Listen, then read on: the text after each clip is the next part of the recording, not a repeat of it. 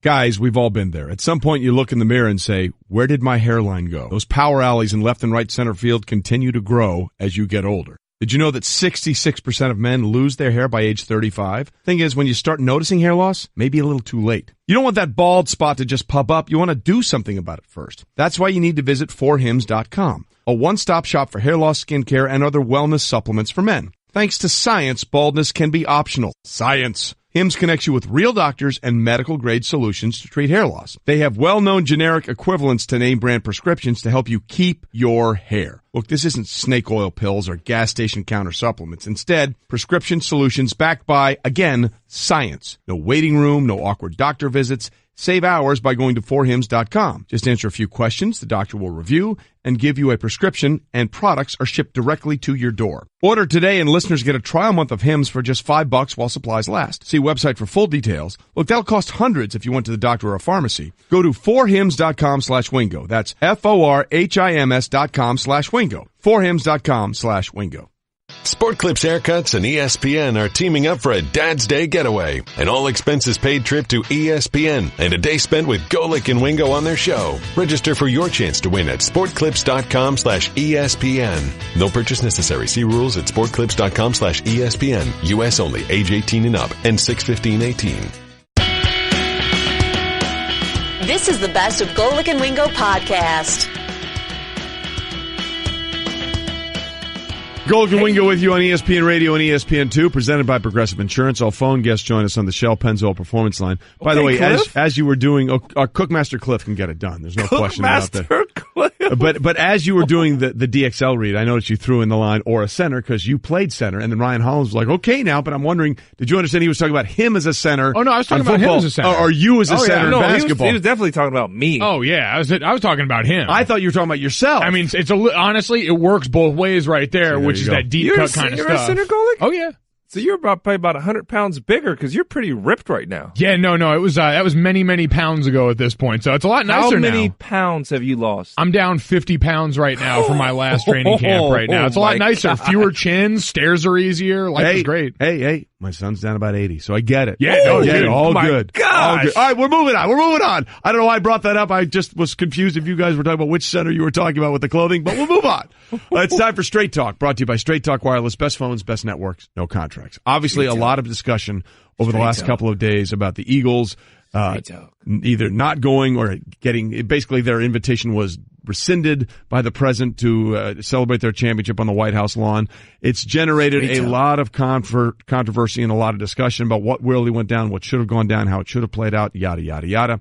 As for what the ramifications are, well, here's the press secretary of the United States and the White House, Sarah Huckabee Sanders, yesterday talking about what this meant with the Eagles not being there. The Eagles are the ones that tried to change their commitment at the 11th hour, and the president, frankly, thinks that the fans deserve better than that. Look, if this wasn't a political stunt by the Eagles franchise, then they wouldn't have planned to attend the event and then backed out at the last minute.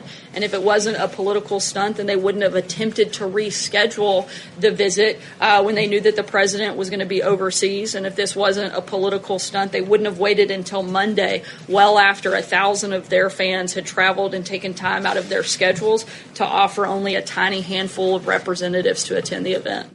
All right, there's a couple of things to get into there. First and foremost, I think on some levels, Sarah Huckabee Sanders is right. There was a political aspect to this. I don't think there's any way about that. You can call it a stunt. You can call it something that you did based on your politics and what you believe in. But there was absolutely a political play involved here in what the Eagles did. But let's not pretend like that's not something that the White House does on a regular basis. I mean, you can't be offended or say, well, this was clearly a political stunt.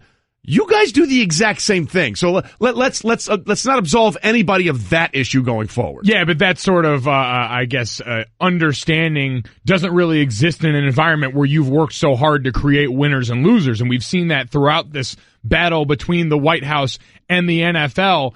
And I think what it comes down to for me in this is we can either look at this situation and try and assign blame or absolve blame, however we want to do it.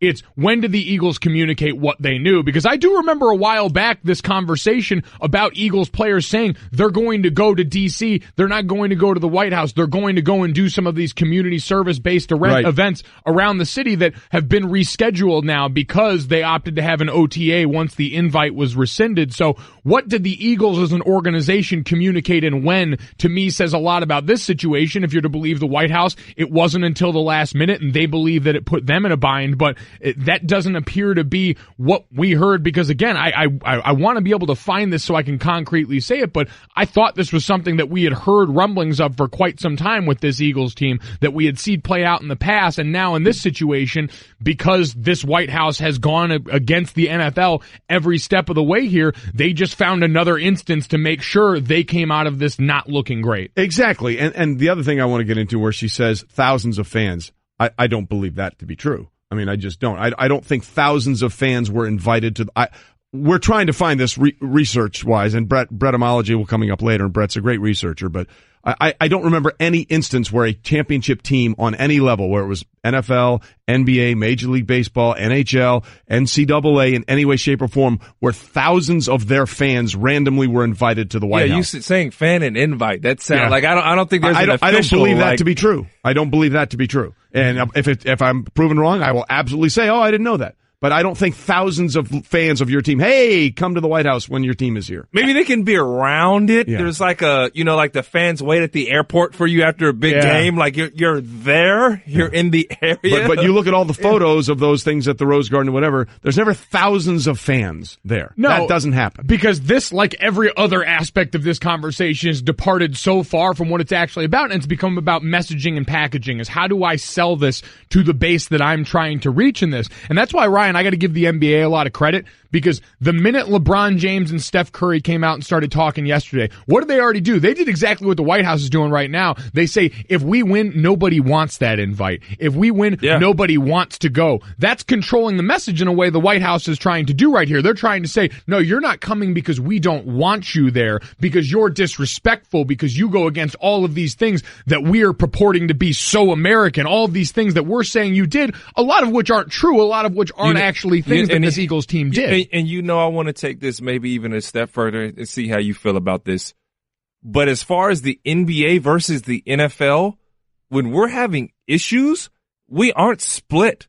Our leaders are stepping up and saying, this is a choice we will or we won't make. And I guess I don't know, Golic, is this is this because there are more guys on an NFL roster that you see these splits? But we make a choice and we essentially stick to it. I think it speaks to a larger issue, which is, I think as NBA players, you actually feel like, as Ryan Hollins is here with us all day long, that you feel like the league is an actual partner of yours. Like as a former player, did you not feel like as a NBA player, hey, we may not always agree, but we're all working towards a common goal with the NBA ownership and NBA players, right? So last week, because that's not the case in the end. That is not the case. A lot of players, whether they feel like they should be or shouldn't be, that feeling is not the same in the NFL. They don't feel like they're actual partners with the NFL. Last week, I sat down with Adam Silver for about an hour, and we just shot the breeze, talked events, talked a bunch of stuff. I haven't played in the NBA in 2 years. Yeah. I'm nobody. I'm nobody on the list of players. You are hot take. I mean, to you guys make me feel like $1 million. But Adam Silver sat down with me for an hour and we talked. We talked issues, and it just states a larger purpose there, that the communication, the lines, the transparency from the NBA. I don't know if Goodell's office is open to every NFL player, but I can tell you myself, you can see the picture on Instagram. Me and Adam sat down and chopped it up and talked. And whenever there's an issue, there's always communication, like the my way or the highway. It's not just a way.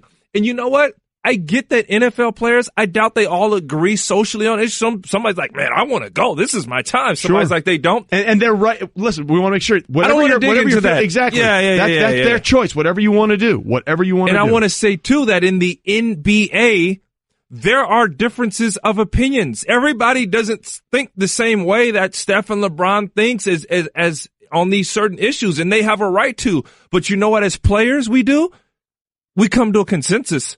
As a league, we come to a consensus, and there's not a butting of heads like you see in the NFL or this confusion, so to speak, right? When it comes to leadership in the NFL, from the player side, you can say one thing. I think the difficulty will always be numbers. You're just dealing with a lot more volume as far as the voices that you're asked to represent. Yeah. When it comes to leadership, NFL leadership doesn't feel this need to sing Kumbaya because they don't have to, because the players are much more expendable. I don't think you have any. Have any what? Leadership in the NFL. Well, you're talking. I'm just telling you about the ownership. They make decisions. Oh, no, I hear you. I know. I understand. I understand what you're saying. I'm saying the NBA has the luxury to work in partnership because they're star dependent. Because while they might want to, they also have to, because the stars run that league in a way that doesn't happen in the NFL. We made that, though. Yeah, but we created that. Well, yes, you created that by being more important, by being strong brands, by being the guys that carry the league. There's a lot to get into here, and we will as we continue this conversation, because this all goes back to one thing. We might not let this go. Yeah, well, there's no chance. This goes back to one thing, and it came out of the most recent decision by the NFL and the way it was presented that leads to the problem that we're having on this discussion, and we'll get to that.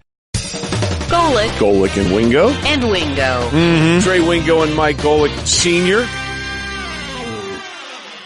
Adam, good morning. You know, it's interesting, at the recently concluded NFL owners meetings, the NFL owners thought they did a great job in putting this issue behind them, and then they realized that they did probably the exact opposite. So my question first to you, Adam, is we've heard from a lot of players. We've heard from the Eagles. We've clearly heard from the White House and the president. We haven't heard word one from the NFL. Do you think we will hear anything about what happened from the NFL itself? No, I think the NFL is staying out of this. And it's funny, I go back to the meetings that the owners had last October when the league was in a crisis regarding this situation and trying to figure out how to best solve a situation that has impacted its business far more than any other issue that the league has had to tackle in any recent year. And the league has been through any number of crises, as we've seen. We've seen the domestic violence issues that the league has had to tackle. We've seen some of the off-season stories that have involved dogs or DUIs or you name the issue, okay? There's nothing that has impacted the bottom line for the NFL quite like this one. And I go back to what, ironically enough, Eagles owner Jeffrey Lurie himself told the owners during those meetings, and I'm paraphrasing, but I'm not far off. He used the word bait many times. Don't take the bait. Don't take the president's bait. And somehow the league has allowed itself to almost be completely influenced by the president of the United States, and he has allowed them to dictate. They've allowed him to dictate to them a whole new policy that, in the minds of many people, they didn't need to enact when the issue had quieted and died down. And in this particular case here, in regards to the visit to the White House, I could tell you that there were a large group of Eagles who were planning not to go. And in my mind, my reading to it was the Eagles were trying to save face. They decided to send a delegation, a representative of Eagles, to the White House to meet with the president, because the truth was that so many didn't want to go to meet with him. And in the end, the president announces he's canceling the trip and makes them look bad, when I think they were trying to appease him and try to salvage what was a difficult situation for all sides involved.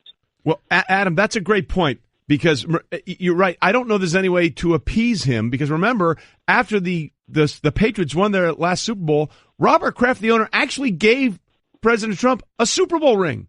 He gave him a Super Bowl ring, and it goes, again, it still goes back to the idea that the president is going to whack away at the NFL every chance he gets, because he thinks it's a win for his political base. No matter what the NFL does, He's going to take those cuts.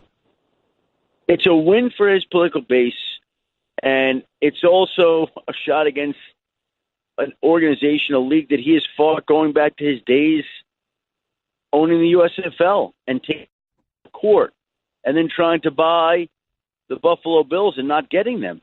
I mean, it's a complex, layered issue.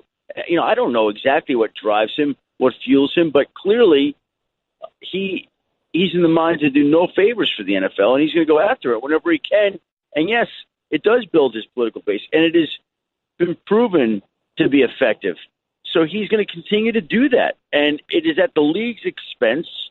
The league has suffered, and the league has tried to placate the president in a very unsuccessful way. Talking to Adam Schefter, ESPN NFL insider on the Shell Pennzoil Performance Line. Schefter, we've heard responses now from the players, Malcolm Jenkins, Chris Long, a number of guys coming out and saying we're going to continue to work in our communities in these ways.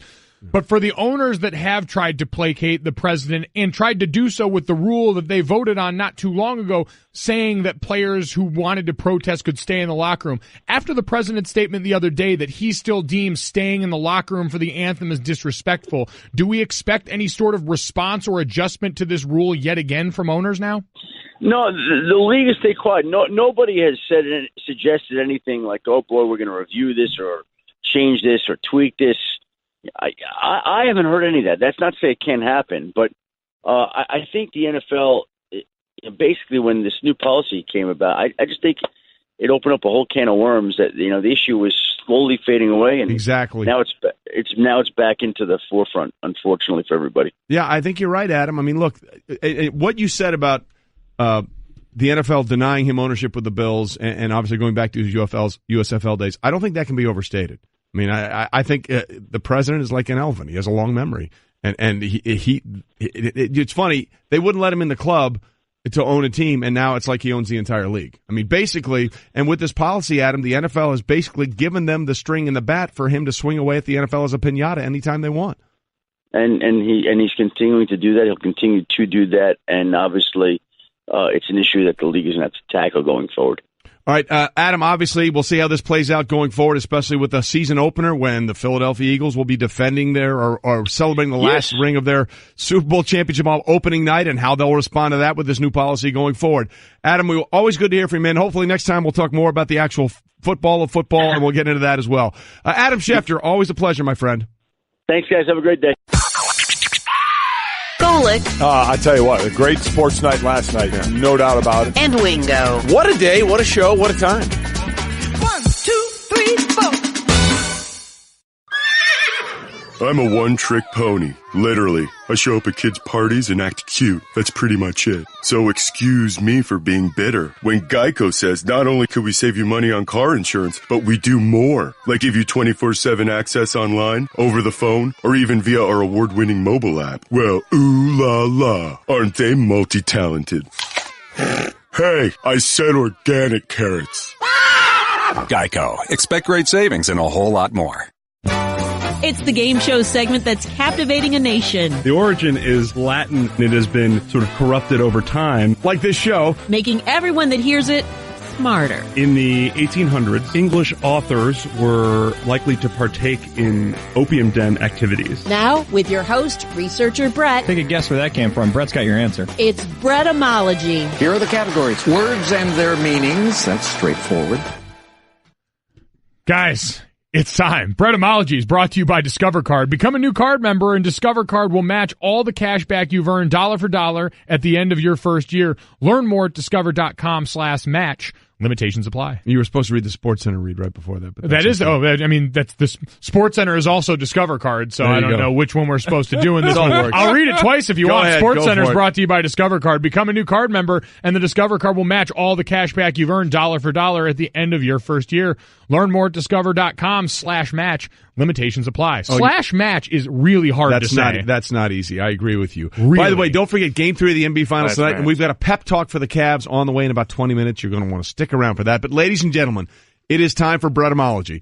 Again, for those that don't know, researcher Brett comes up with two possible origins of a phrase, and we have to decide which one is real, which one is fake. The standings on official Brettomology: I am 21 for 32, winning. Golic is 17 for 32. Junior is strong, 8 for 12 in limited play. Big time. Jeff Saturday, 1 for 4. Chris Canny, 2 for 4. Adnan Verk, 2 for 4. Ryan Hollins has yet to take his swings, but those... he's ready. We talked about the break. You ready to roll? 10-10-84. Here we go. Let's go. Brett, let's play Brettomology. All right. Your first phrase, make no bones about it. Have no objection to it. Oh, my gosh. Is it from 15th century England? From soup? It's obviously easier to eat soup that has no bones in it. So if someone back then was expressing their dissatisfaction with something, they would find bones in it, which later became make bones about it. Or was derived from a pair of other phrases, all of which originated in the Middle Ages. That would be bone of contention, a favorite of Wingo's, or having a bone to pick with someone, both of which use a bone as something to fight over or examine critically. If you make no bones about something, then there is nothing to argue about or take exception to. All right, Ryan, you get to pick. Is it one or two? You start us off. I'm definitely, it's one that comes from soup. It comes from soup? Yeah, that comes from soup. Yes, for sure. Give England and soup.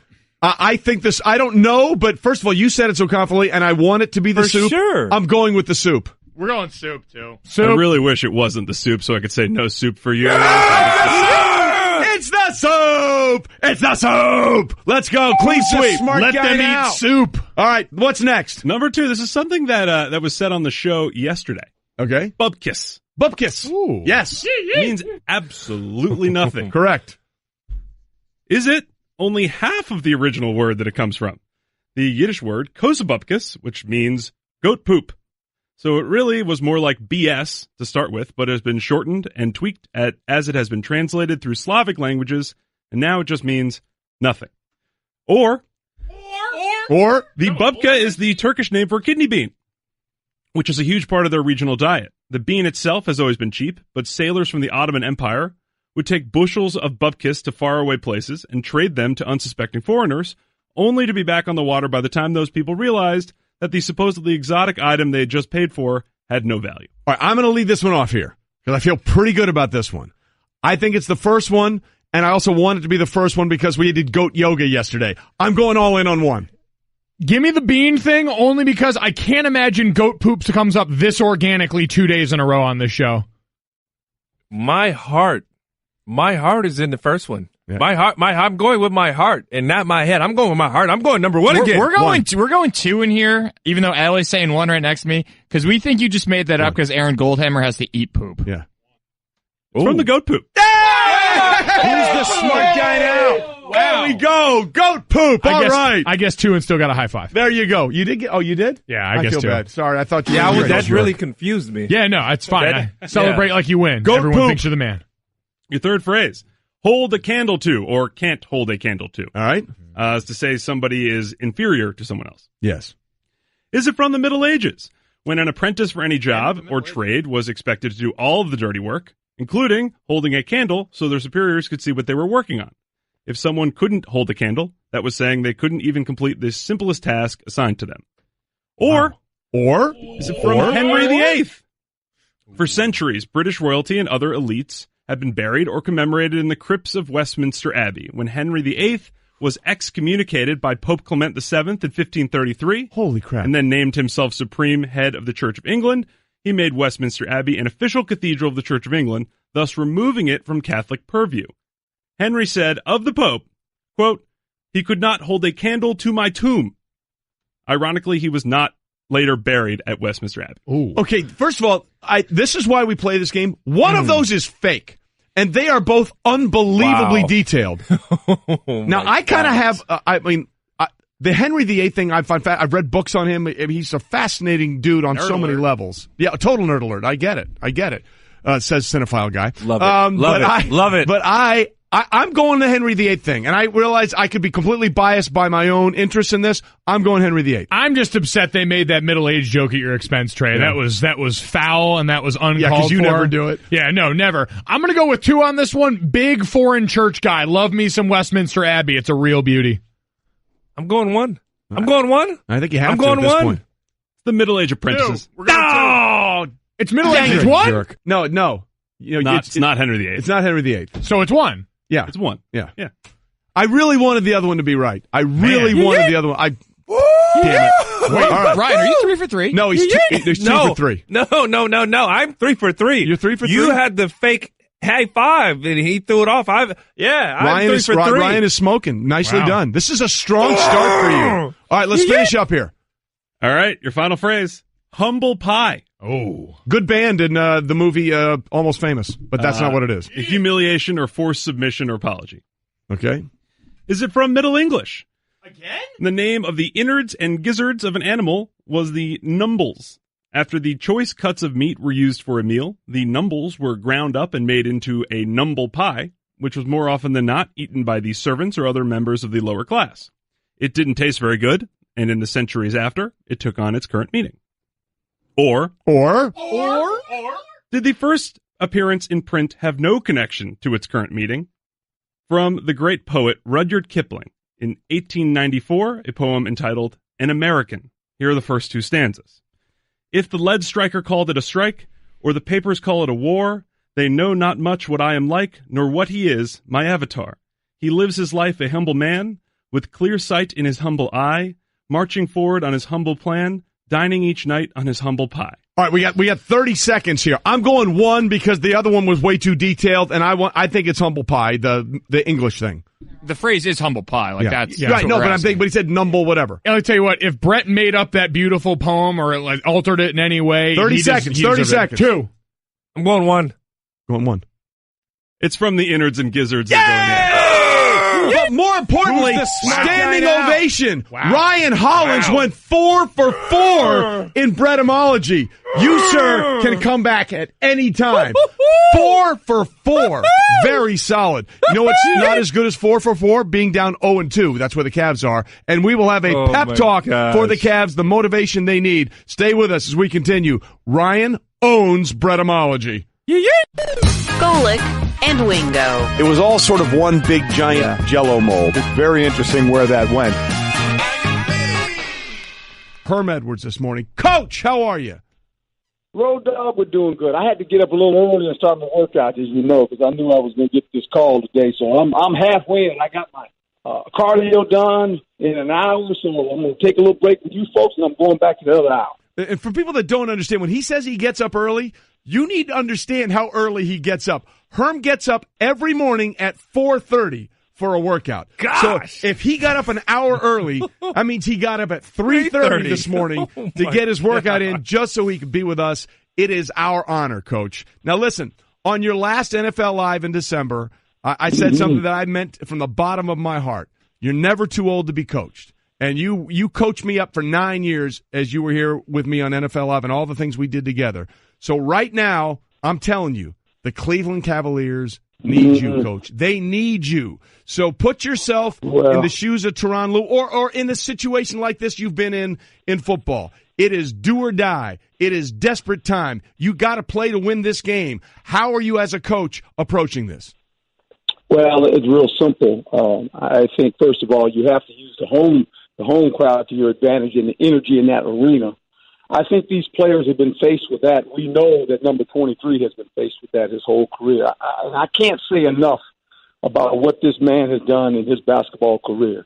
I mean, it's unbelievable that he sits in this situation 0-2, and we can go back to the first game and say some decisions made when the moment of execution needs to be at its highest was not made.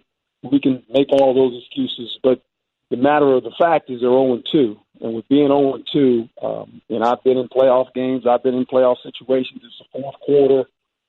You've got to score a touchdown. It's the last drive to keep alive. And I think if you're Cleveland, the players, not LeBron James, but the players, the cast of players have to play above their skill level with emotion. They have to have emotion.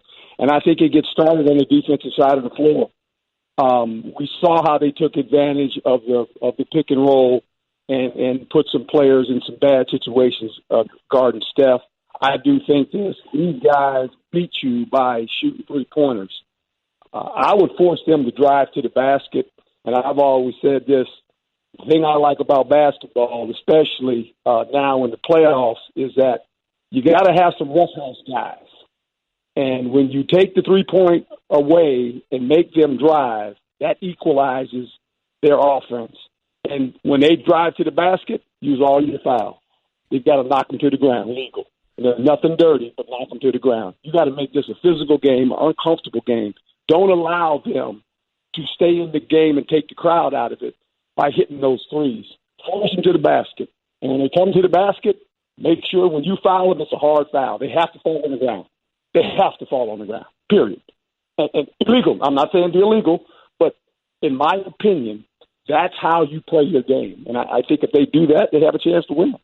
Talking to Herm Edwards, father of dragons on the Shell Pennzoil Performance line. Wait, when does our dragon show come up? Because, I'm tapped out. I'm not watching anymore because the bad guys got the dragon. April of 2019, Coach. April of 2019. Yeah, we got time to get ready for it, Coach. Yeah, we're gonna get up against those bad guys and their dragon. But I want to ask you about one of the good guys right now in LeBron James, and internally for this Cavs team. We've talked a lot about what they need to do against the Warriors, but internally we got to look from the outside at this team in that huddle. I don't know if you saw the footage, but LeBron James in that last timeout, his response not only to the news that they had a timeout, but with J.R. Smith coming off of that blunder for him. In that moment, as someone who's been a leader both as a player and as a coach, how do you handle such disappointment on a big stage like that? Well, I think that's the problem in today's world with all these players and coaches, that everything you do, it's on camera, and that's all they're going to show. And I think LeBron knows that, but I think the teammates know that as well. Now, sometimes the look is one of those, well, what did he mean? Well, I think everyone knows what he meant. And I think behind closed doors, that'll be addressed, and they got to move on.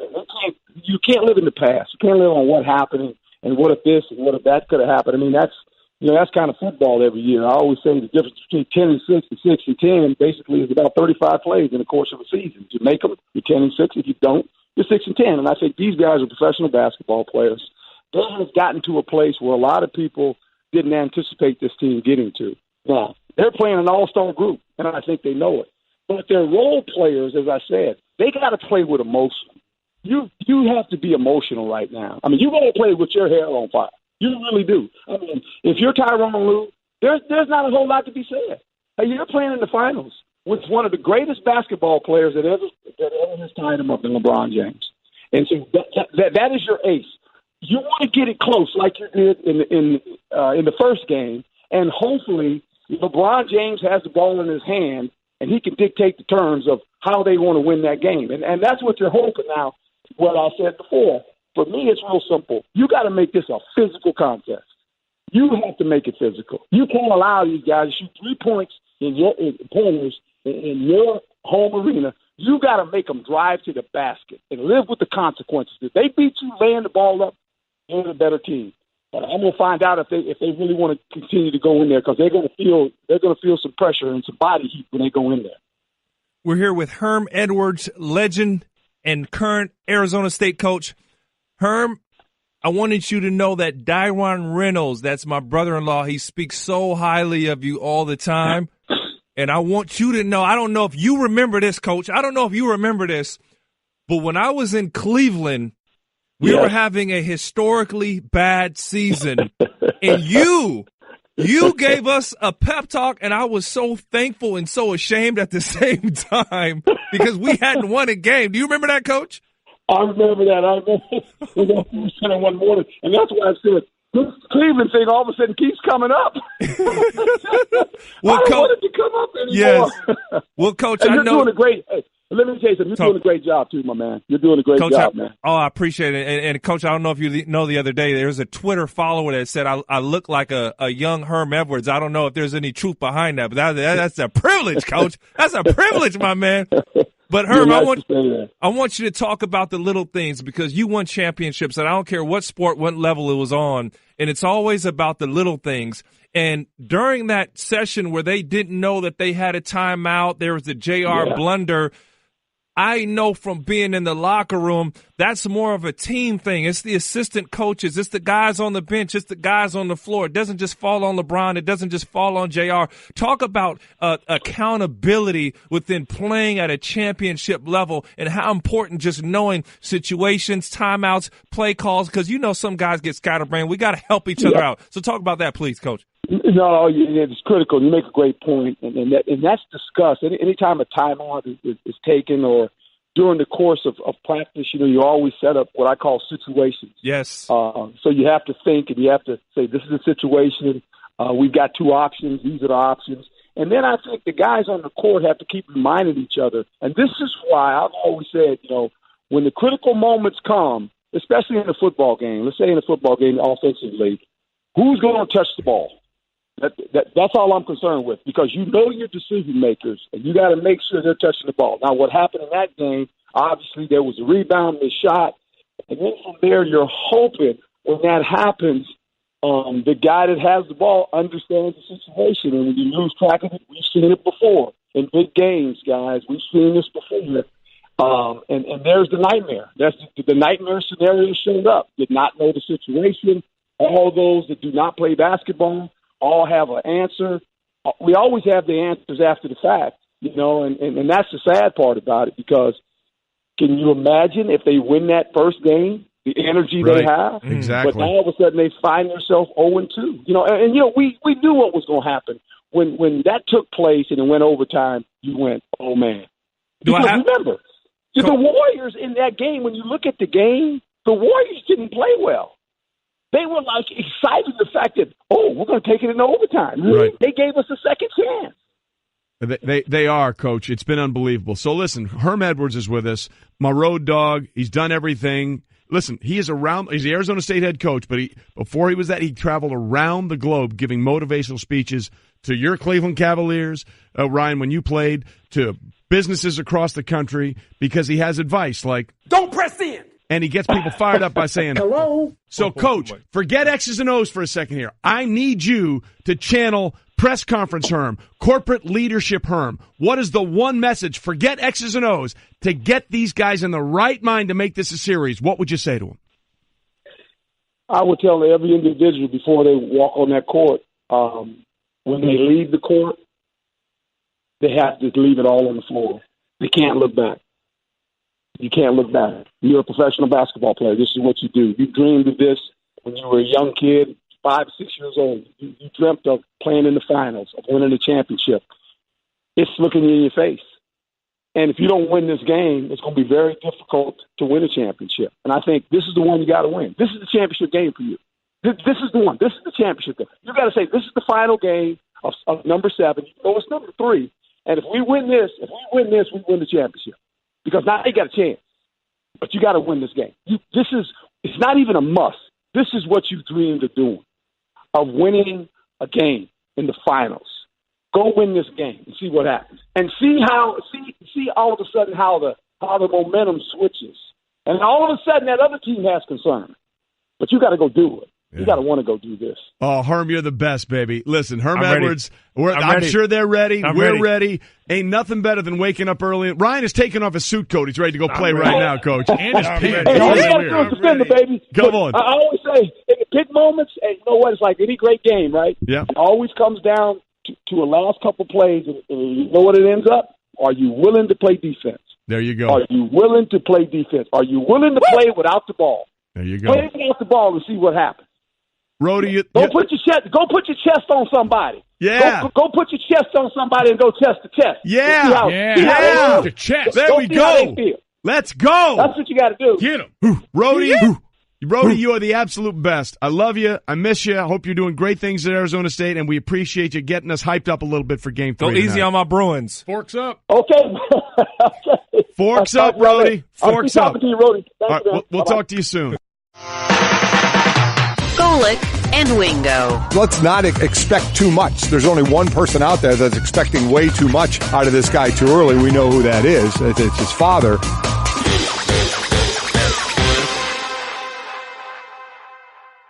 Golic and Wingo with you, ESPN Radio and ESPN News. We are presented by Progressive Insurance. NBA superstar and hot take enthusiast Ryan Hollins is here with us that is all show long. Mike like Golic Jr. here, Trey Wingo here. Now, Junior, all show long, you and I have been trying to come up with something that is better than the immaculate inning, which I get it. Strikeouts are the thing that pitchers crave. It's like a home run for batters. I get it. But that's 9 pitches when you could really get out in 3. But you found even a better way. We've found an exciting loophole, this courtesy of NABob185 on the 1-800-Flowers.com Twitter feed. He says, if an immaculate inning is all about minimal effort, it would be intentionally walking the first 2 batters, which under the new rules requires 0 pitches. Correct. And then the third batter hits into a triple play on the first pitch. The 1-pitch inning. Yeah. The 1-pitch inning. Right. I feel like that deserves an even better name than the immaculate inning. That's transcendent. Is that the what would be better than immaculate? The Holy Grail? The Holy Grail of innings. The impeccable inning? Or you shout Uno when you leave? Uno. Slap a card against your Nicely forehead? done. Would that ever happen? Is it? I mean, ever? No, because this is the first year you could intentionally walk people without walking them. Yeah. But researcher Brett, who apparently isn't satisfied with just having his own segment on the show, has a thought on what we could name that. Well, no, not on what we can name it. You could do better than that. You could do a 0-pitch inning because you could just put guys on and pick them off. All right. Yeah, but without that's a throwing lot. a pitch. But In that theory- requires a lot of effort. That's 3 throws. I'm talking about 1 throw and you're done. If you're picking 3 guys off, wouldn't that require 3 throws? Look, you're saying pitches and a throw to first base is not a pitch. Just ask John Lester. Technicality. Ooh, look at researcher Brett throwing it. We're talking about minimal Lester effort. shade. You're right, but minimal effort. It would require 3 pickoff moves at least. So we can get out of this with one. But one throw. Yeah, it's More tough. importantly, Brett, how about my 4-for-4 day? How about that immaculate day from Hollins? I'm just doing well for my UCLA guy. We got the connection. There you go. Yeah, so Brettomology earlier, Ryan Hollins goes 4 for 4 in his inaugural visit. Well done. And we believe that there's some collusion at play. There's a UCLA connection between our researcher and our hot take artist, and I am not above saying that this whole thing has an asterisk next to it now. Well, we'll figure that out. I'm that petty. Speaking of California, where of course they both went, and speaking of Los Angeles, the phrase is, maybe we'll get to this in Brettomology, winning cures all, and we'll figure out where that came from. But as Brett has said before, he doesn't take suggestions. No requests. Or requests. So he's what have we done? What have we done with researcher Brett? But now, Kevin Durant is still being criticized for joining the Warriors. People are saying it's ruined basketball. Now, Durant recently spoke about his decision to join Golden State a couple years ago to The Athletic. Quote, "At that time in my career, I didn't know how other people felt about my game. I knew that I was pretty damn good, and I knew I worked extremely hard, but I needed that validation from my peers and teams and GMs, people that are really into the game to really help me feel good about myself and help me feel confident and let me know that what I was doing was working." So that's what he said in a recent article to The Athletic. Now, SI NBA writer Andrew Sharp joined the Will Cain show yesterday and said the only way Durant is going to get the validation he craves is by leaving the Warriors? You go back to the bigger issue. It's like he wants this validation, and he was trying to get it basically playing the game that LeBron created with free agency, and he just took it a little bit too far, and he's now kind of the first superstar we've ever seen who can't win by winning. And it's a tough situation to be in. So if I were him, I would really try to look around. And again, LA makes a lot of sense, and he would immediately become one of the biggest stars on the planet there. And suddenly, like there are 5 contenders at that point. Because you take Durant off the Warriors, there are 4 or 5 teams that would be equally positioned, and it would be a hell of a year. Okay, so Kevin Durant possibly leaving Golden State. I think he has the ability to opt out after this year. And then go to the Warriors. First of all, Lakers, excuse me. First of all, I have no issue with the way he went. And if you do, get over yourself. I mean, it's his choice. It's his life. He can do whatever he wants. However, the idea, Ryan, that he goes to the Lakers, what do you think about that idea? Well, when LeBron gets to the Lakers. Oh, there we go. When LeBron gets to the Lakers, yeah. Which he's going, because you believe that's where LeBron is going to go? Yeah, he's going to go there. Okay, why? He's going to go there. Why are you so concerned he's going to go there? Or so sure? He can be a megastar. He's a megastar, not just on the court. He can be a megastar off the court. He's a megastar in Cleveland. He doesn't need the Lakers. He doesn't need Los Angeles to make him a megastar. One thing, since we talk about what we know, I know LA. I know Lakers, and that him being there puts LeBron on a different plateau. And I get that people say LeBron's name is already a worldwide product. He is a worldwide product. He is, but he lives there, and there's nothing like the prestige that he can have and we can do for his market and his business. We're talking business, LeBron. Than with the Lakers. And I know you look at that situation and some people go, the Lakers, what's he going to do there? They've got a lot of cap room. They've got space. They've got movable assets. So that's a desirable place, not to mention Paul George is very likely, realistically, going to go there also. But Durant, I mean, you know what? Honestly, right now, I got to take my hats off because that was a hot take. He's not going to leave the Warriors, but that's a hot take because he's got us moving, man. I love the concept to be thrown around. I just enjoy, and I have to almost appreciate this level of honesty from Kevin Durant in that piece. Right. You don't get athletes at the highest level admitting flaws in their confidence the way Kevin Durant does. Yeah. Kevin Durant openly copped to the fact that he needs other people to say and feel validation. good about him, to feel good about himself. That's a really, in my mind, intimate admission that we we cannot overlook. Like, that's important. That is vulnerability on a stage where normally superstars aren't going to give you that. Well, one, he knew he was going to end up being a Charles Barkley, a guy that has been the MVP of our league, gold medalist, achieved everything you can name other than an NBA championship if he did not make that move. If I'm not mistaken, Kevin Durant's 28, 29 years old right now? Yeah. So you're looking at the next 5 years of your life and you're saying, I got a window that's this small to win an NBA championship. I got to get a ring on my finger because I don't want to be 33, 34 years old chasing that thing. Oh, no, I get like that. Like Malone, Stockton, all those other ones I get that, but to me that's immaterial because the ring hasn't made him happy. It hasn't made his life any better. It made it better. He just admitted in there that he needed other people to talk well about him, that the ring was not what ultimately gave him that satisfaction. It was the fact that he got the respect that he wanted or seems to still be chasing that, seems to still think that's evading him. There's a little fluff in there. There's some fluff in there. He's just giving you something for the media. As players, KD's a bad boy. On every scouting report, he knows the respect for him has always been there, but he hadn't had that national notoriety. He hadn't had the big shoe contract, the big name, the playing in those ABC games, and then they were playing a bad brand of basketball in Oklahoma City. He gave it a shot, and essentially Oklahoma City put the writing on the walls and said, KD, you can go because we're not that serious about a championship. Bye, Harden. Bye, Ibaka. Shipping people out. So, I mean, to me, it was a no-brainer. KD's just trying to do the politically correct thing and just saying, let's get this past me. Right. Okay. So you think you think Kevin Durant will end up in Los Angeles next year? No. He stays where he stays. You think he's staying? There's one thing he's enjoying, and that's not having to shoulder all this load of work on his own. Basketball's become easy for him, and he's appreciated there. And they have a chance to be a dynasty and win. And since we've ever played sports from being a young kiddo, we have dreams of championships. So you feel bad coming in second. You don't want to be anything else. And he has a legitimate chance to do that year in and year out at Golden State. What did Tiger Woods say when he first came onto the tour? Tiger Woods, y'all. It's all good, second y'all. Sucks and third is worst. I mean, basically that's the philosophy here. We'll see what happens with Kevin Durant. I still don't think LeBron James is going to be any more of a superstar in Los Angeles than he would be right now, but I will defer to your no, don't be nice to me now. I'm just saying he's LeBron James no matter where he lives. I don't think any of this is about superstardom. I think it's about options. Yes. And right now, the options in Cleveland, if he stays, are few, and the option if he goes to a place with more room, like Ryan mentioned, are many. And at his age, options have to be what you covet.